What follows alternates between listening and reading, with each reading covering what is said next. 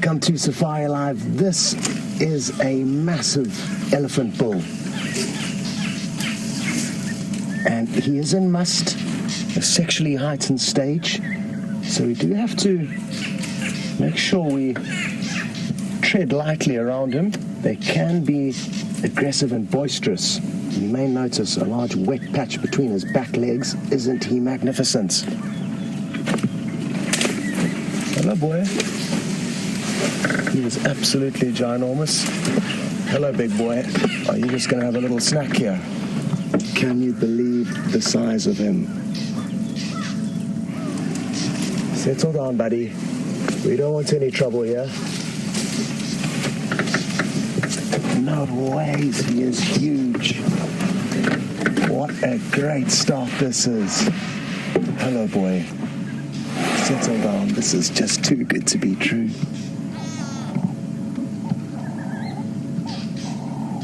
You are the most beautiful elephants I have seen in months. And typically, we don't get many very large elephant bulls here in the Sabi Sands. It's a weird thing that I can't really work out. I don't have any theories that make sense, but we very seldomly see elephants of this size. So if you are joining for your first time, this is a live safari, and the elephant we are looking at is incredible. He is huge. Very thick ivory, not very long. And he just stands so big and tall. Hello, boy. Hello, boy. Settle down. Hey, are you just playing around with us? I think he's enjoying having a bit of company, but he is not alone. There is another 2 elephant bulls. One is still in the bush behind us. Another one, also quite big, has already moved off. My heart is racing. I cannot tell you how exciting this is. Now what he might do is break down this tree. They don't typically feed on these trees, but it'll be a size of strength and power. And he might even continue to rip down this whole tree. He is also having a quick toilet break, as you've probably noticed. Hey, boy.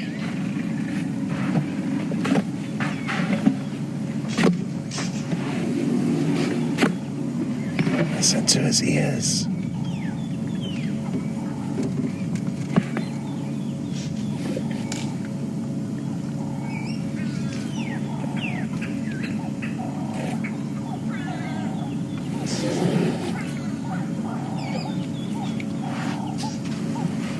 This is such fascinating behavior. And even though they can be quite boisterous when they are sexually heightened, in this phase called must, M-U-S-T-H, they can also be equally as inquisitive. And it's not always that they are going to be aggressive towards us. And as we've seen here, we've been enjoying a wonderful sighting with him, and he hasn't been showing that much aggression. Sure, he's shown a lot of interest in us, and off he goes with no problems now, no problems being caused. VM has got a big smile on his face, as does Nikki, who's breathing a sigh of relief. She's got the wind in her hair this afternoon, not in the final control room. We've got Kirsty, Louise, and Tara there, and this may be another strength display or dominance display.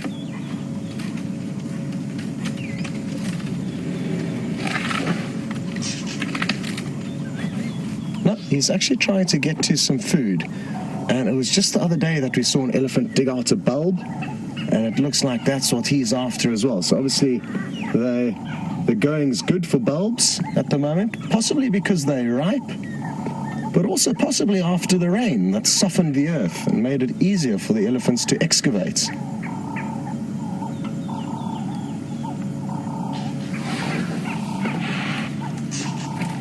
Now, look at the size of him. He's taking up the whole road and more. Can you believe that? As I was saying, though, this... Oh, is he coming back for more?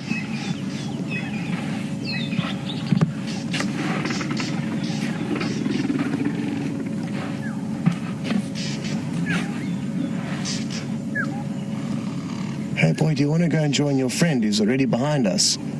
You're welcome to walk past us, I don't mind.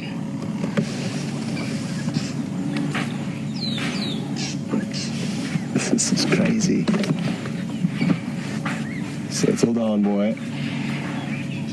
Settle down. If he does start to touch the vehicle, which he may do, again, it may just be his inquisitive nature. But if he does, I might lift up my hat or lift up my hand just to make myself look a bit bigger. Another thing that I could do is make a small noise, maybe tap the bonnet of the car. But that's not likely. I don't think I will have to do that, but there's a chance. There's a slight chance that may happen.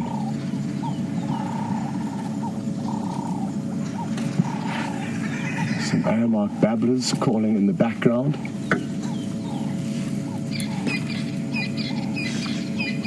Well, we couldn't have got off to a better start to the afternoon. You can see the effects of this must between his back legs. Clearly a sign of the testosterone and hormones pumping through his body. You can also see how wet those back legs are. And his penis will drip permanently like a broken tap. And this is the indication of must. So good to be aware of.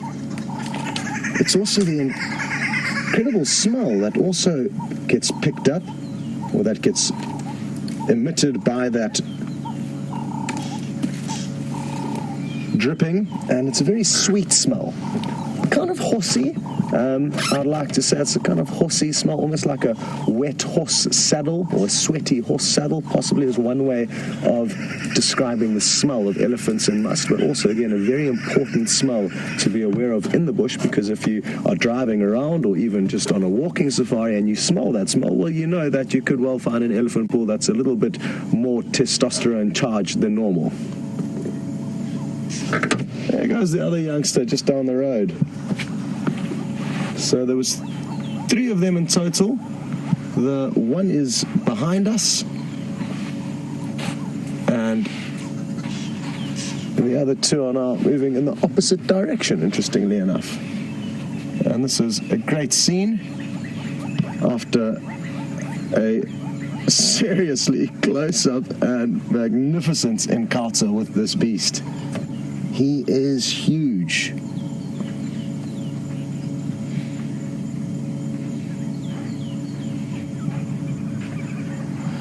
You'll be glad to know Brent is also out on the other vehicle, and the plans for the afternoon are to split up. He's going to work the northern portion of Djuma. I'm going to work the south. And one of us will end up, no doubt, at Karula, a female leopard. She has made an impala kill. She made it last night, for those of you who are tuning in for the first time or have not been on the last couple of safaris. And she's got it hoisted up in a jackalberry tree. She didn't feed on it this morning, but during drives she had fed on it and actually hoisted it higher up into that tree. But when we went past there a few minutes ago, she was fast asleep in a thick bush, so we thought we would come out in search of other things, and I'm glad we did, because we've just had this magical sighting. This is a live safari, of course, if you are joining for the first time, and it's important that you communicate with us. Let us know your thoughts, comments, and questions. And to do that, you can hashtag SafariLive on Twitter or send an email through to questions@wildearth.tv. We're going to try and get ahead of these Ellies again, and while we do so, we're going to send you across to Brent for an update.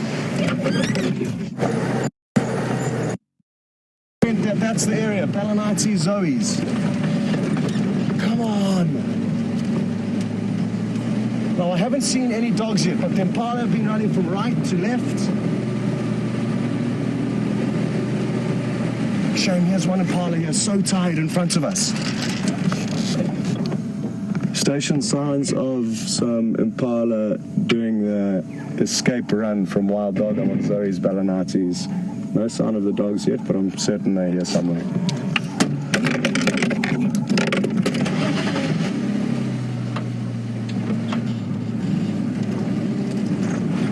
Go ahead, Andrew. Apologies, I'm going to need to be on the radio to try and coordinate the search. Andrew Impala running that specific style they do and running from wild dog. They're heading south from Ballinati, Zoe's Junction, so I'm guessing the dogs are somewhere to the north of them.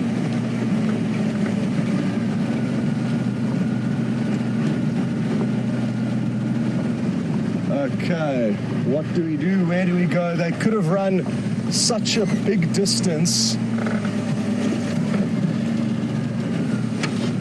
to get to where we've seen them, and who knows, maybe the wild dogs have succeeded in catching one further behind, or further in front of us rather. There was no sign of the impala crossing that road in front of us, so I'm guessing we're going to find some sign of the wild dogs crossing this road over onto the right hand side, which is where the impala seem to be running from. Here the impala have run down this road, so we are heading in the right direction, kind of backtracking. And it's important to know that wild dogs move huge distances when chasing their prey. They are not ambush predators, they are stamina hunters that use their incredible speed as well as their incredible stamina to run huge distances until they bring down their prey. So unlike lion and leopard, and that's what's going to make finding them tricky now.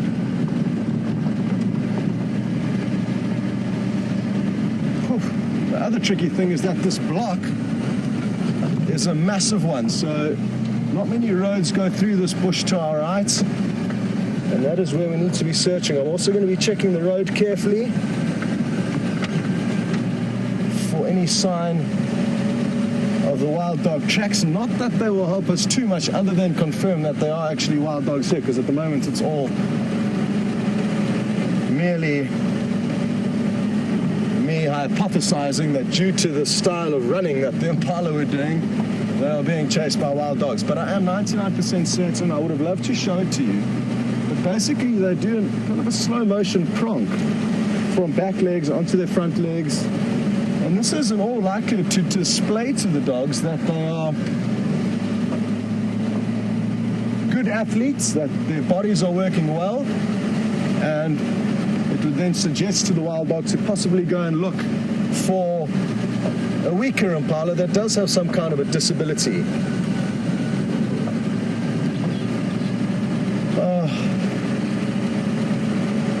Come on, please.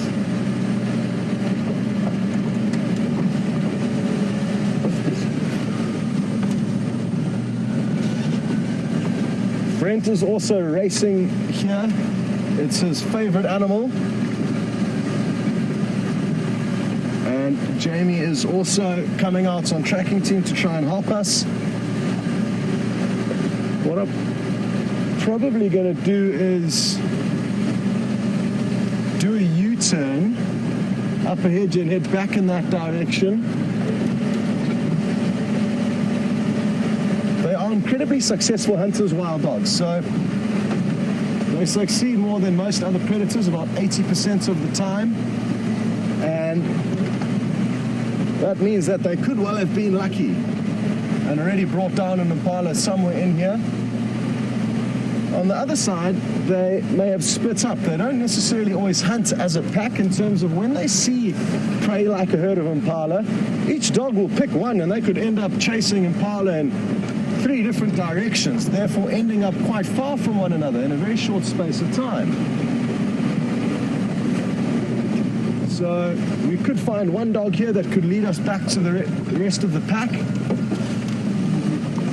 Hard to say what is going on or what is happening. I haven't seen one wild dog track, and I'm beginning to doubt myself as to whether they are in fact here, but I'm certain. I'm still certain. Not easy conditions to see tracks in. Driving quite quickly. It's overcast. I feel very strongly that we are on their trail. We just need some serious fortune now in order to be able to track them down.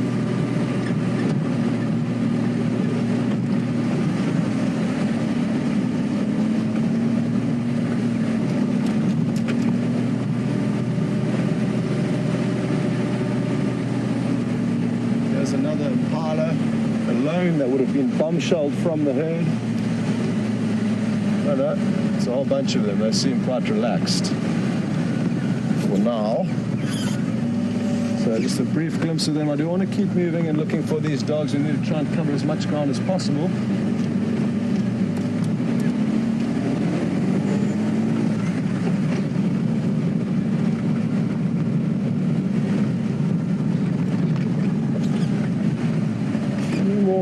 to our left, just a small group of about 3 or 4 females.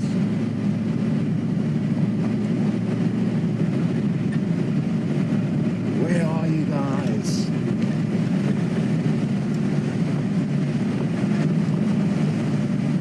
I'm guessing about 40 or 50 impala ran past that little clearing. It was difficult for us to show them to you because they were quite far, and in all the panic and excitement it didn't really work out. But a lot of impala came streaming past us, and they came from this thick bush.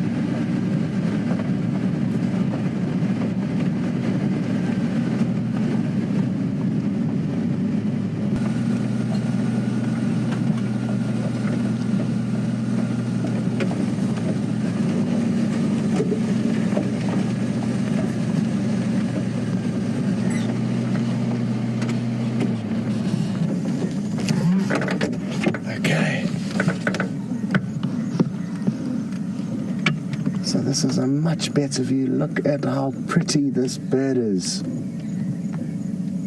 The laughing dove, rusty bronze coloration on its wings there. I'm not sure if this is the male or the female incubating. They probably both take turns. And it's such great news that she is, or he is, still on the nest, which is a very haphazard structure of twigs that it's sitting on. You can't really see it very clearly, but the fact that it is here indicates that there are in fact eggs. Oh, there we go. Goodbye. And if you can't just zoom in there and see if you can't see the eggs, well, I'll reposition so that we can. Great news. So we are going to be able to keep monitoring this nest as well.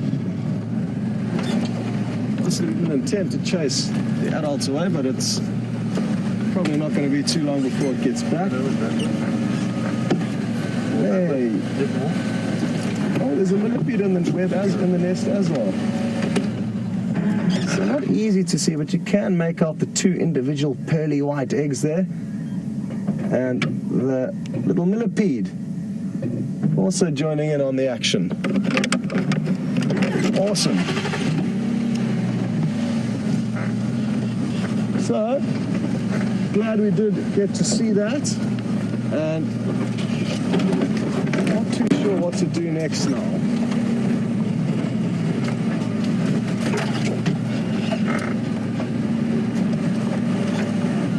I think we should maybe actually go back the way we've just come from. I know Brent is also in the area now, so that's great news. Maybe we'll go down a little bit right first, just to make sure they haven't come down this way.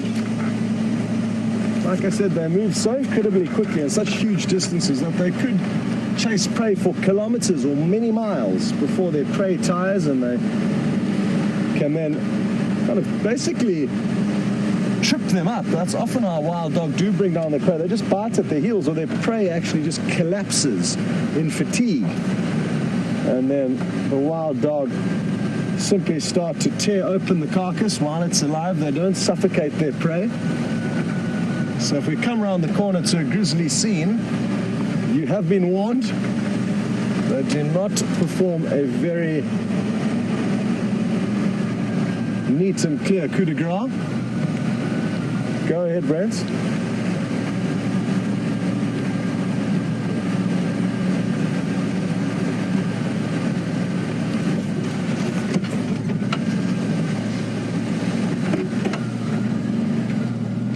Okay, copy that.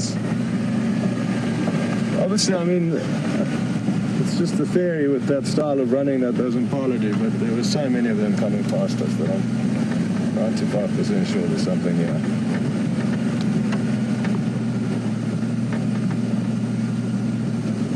So Brent has checked Philemon's cut line, no sign of anything there. He's a little bit further to our west.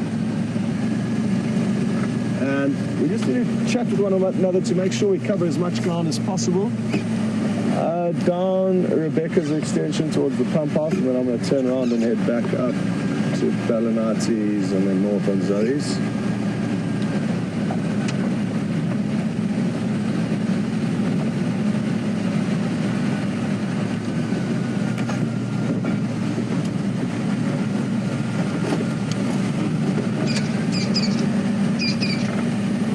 Sorry guys, a lot's going on obviously, so I'm battling to give you my undivided attention, but I promise you I will once we find the wild dogs.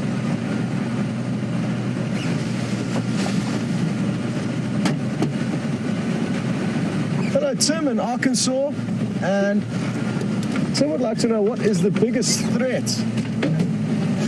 of wild dogs, because they've got such successful hunting techniques and they also give birth to such large litters that he doesn't quite understand why they are endangered. And for those of you who don't know, they are critically endangered animals. There's only about 200 adults in total in the 3 million hectares that is the Greater Kruger National Park. So that gives you an idea how rare they are. And so what causes them to be critically endangered is mainly rabies, canine rabies, which is a deadly virus that spreads between mainly domestic dogs in South Africa.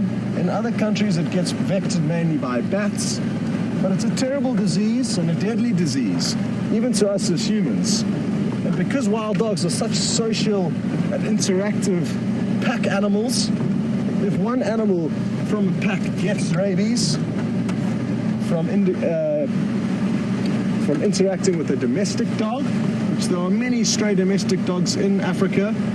You mustn't forget that it is a third world country, and in third world countries there are lots of issues, and rabies is one of them, and a lot of stray dogs is another. And the strange thing is the stray dogs actually usually only break into reserves and come into reserves when they are in fact rabid. When they're not rabid and there's not a rabies outbreak, they stay out of the reserves. The problem is dogs will be dogs and they fight with one another, wild dogs and domestic ones. And as I was saying, if one pack member does get rabies, they do a lot of kissing and licking of one another, and that's how rabies is spread most effectively, through saliva. And whole packs will be wiped out at a time. So I think that's the main reason why their numbers are dwindling. But also the usual factors that play into most endangered animals, habitat loss being a major one. In most cases, I guess. So yeah, habitat loss, they are very high-ranging animals.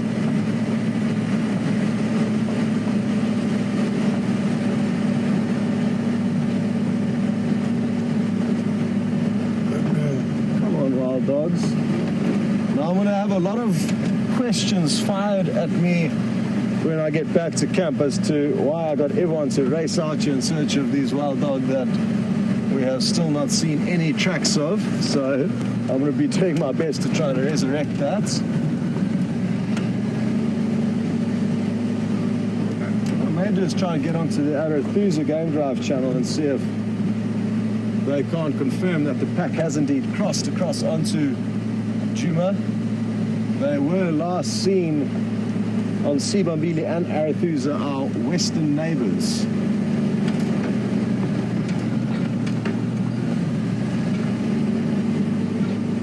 Just need to wait until I get a gap on the radio. It's quite a busy radio frequency, so guys are chattering away at the moment now. Can any station copy me?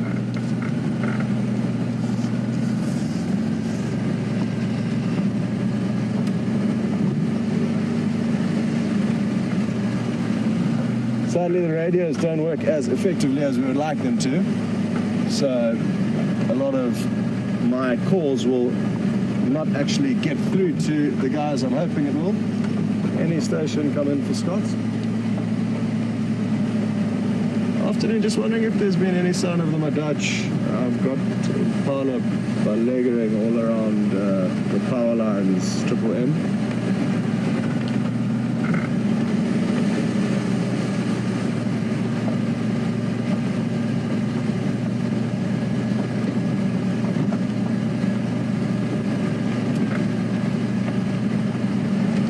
Okay, copy that, thanks, Peter. Okay, so no updates there, but that's not to say that they are not around. They only had tracks of them this morning in the general area still, so still very likely that they could be around.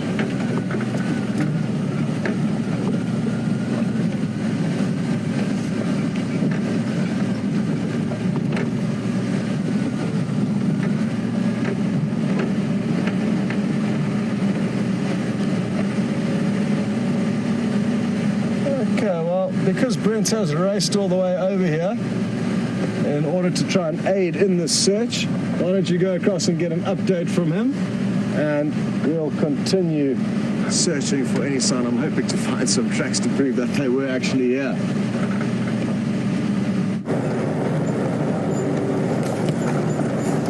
So we've moved into the area to try help Scotty with the wild dogs. So Scotty's checking around there, and we're checking there. So we're going to be moving quite quickly because those dogs move at such incredible speeds. So eyes open, everyone. We really, really need to try find them. And the thing is, they can be here this second and literally gone the next. They can do about 60 kilometers an hour, and they can do that for extended periods of over 5 kilometers. Sorry guys, it's going to be on the radio for a second. There's no one there, Andrew. Make it right.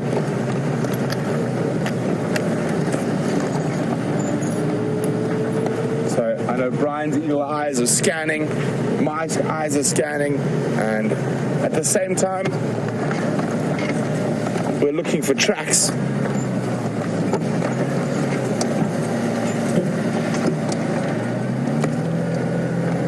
There's tracks of impala running in all directions here. So this is possibly the area where those impala that Scott saw came charging from.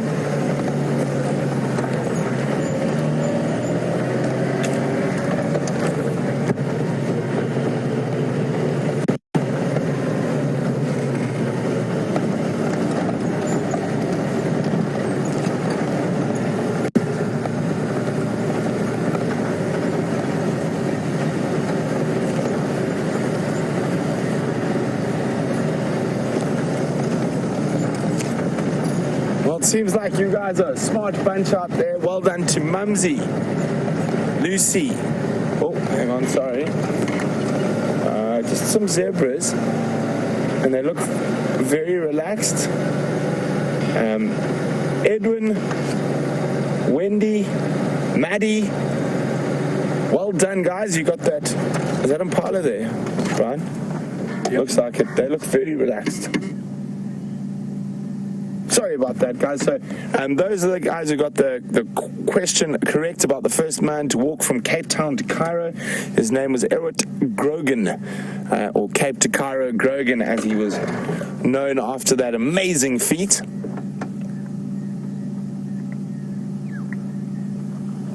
So no sign of any dogs there. Relaxed impala here. So I think possibly we need to check a bit further north.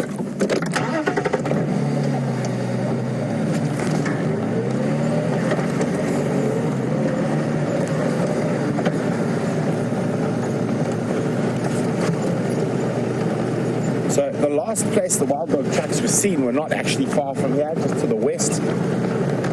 So keep our eyes wide open around here. Although even having tracks of wild dogs sometimes can be really confusing because they can change their direction in a split second.